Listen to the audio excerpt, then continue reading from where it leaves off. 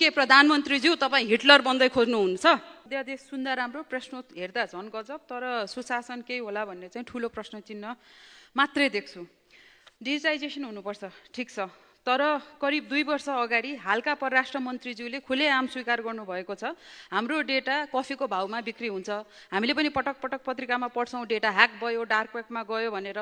मेरै डेटा, मेरो नागरिकता, मेरो हस्बेन्डको पासपोर्ट, मेरो म्यारेज सर्टिफिकेट सबै पब्लिकली राख्दै थियो।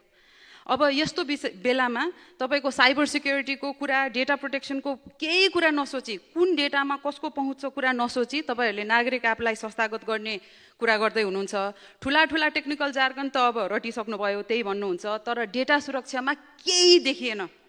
त्यो नगरिकन नागरिक एप तपाईले संस्थागत कसरी गर्नुहुन्छ? दोस्रो, अब 7 दिनमा निर्णय गर्ने भन्ने कुरा एकदम कर्णप्रिय छ, तर यसरी नै दिनै टोकेर सुशासन ऐनमै टेकेर नागरिक बडापत्र छ नि हैन, त्यो नागरिक बडापत्रमा लेखिएको दिन तोकिएकोमा अहिलेसम्म काम नगरेका कर्मचारीलाई के कारबाही गर्नुभएको छ? छैन। भनेपछि यो 7 दिनमा यो कारबाही गर्छु भन्ने कसले कारबाही गर्छ, कारबाही के हुन्छ, केही पनि स्पष्टता छैन। यो त जनतालाई भ्रम छल्ने।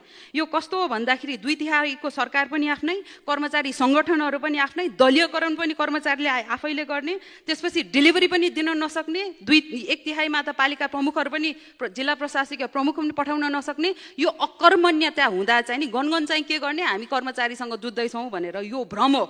त्यसकारण यो भ्रम छोड्ने काम चाहिँ नगर्नु होला भनेर मैले दोस्रो बुदा राखेँ। अर्को एकदम महत्त्वपूर्ण, सर्वसम्मत, यो सदनले सर्वसम्मत पास गरेको मिटर ब्याज सम्बन्धी कानुन कार्यान्वयनमा लैजान नसक्ने गृहमन्त्रीलाई कारबाही के? कर्मचारीलाई कारबाही गर्छु भन्दै गर्दाखेरि यो कार्यान्वयनमा नलग्ने गृहमन्त्रीलाई कारबाही के? वैदेशिक रोजगारमा गएका जसका रेमिटेन्सको भरमा यो देश चल्दैछ उहाँहरूको मताधिकार सुनिश्चित गर भनेर सर्वोच्च अदालतले वर्षौं अगाडि निर्देशनात्मक आदेश दिइसकेको छ। त्यो कार्यान्वयन नगर्ने मन्त्रीलाई कारबाही खै? जहिले पनि राजनीतिक कर्मीहरू विशेष अदालतबाट पनि छुट्ने, सबै ठाउँबाट छुट्ने, यस्तो खालको कानुन ल्याएर जनतालाई भ्रम छाड्ने, हामी सुशासन कायम गर्छौँ भनेर।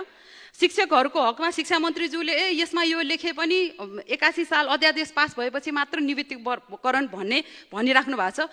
शिक्षकहरूसँग त तपाईले पटक सम्झौता गर्नुभएको छ, अनि एउटा भ्रम छरिराख्नु भएको छ शिक्षा ऐन आएपछि त्यो सबै पास हुन्छ। त्यो हुँदै होइन। यो शिक्षकहरूलाई भ्रम छोडौँ। शिक्षा ऐन पास भएपछि शिक्षाको सबै समस्या समाधान हुन्छ भन्ने भ्रम हो। यो भ्रम छोडौँ। त्यसकारण म सम्मानीय सभामुख महोदय, यस्तो आपतकालीन बाहेक यो अध्यादेश मार्फत शासन अस्वीकार्य छ र म शिशिरजीको प्रश्न दोहोऱ्याउन चाहन्छु, के प्रधानमन्त्रीज्यू तपाईँ हिटलर बन्दै खोज्नुहुन्छ? धन्यवाद।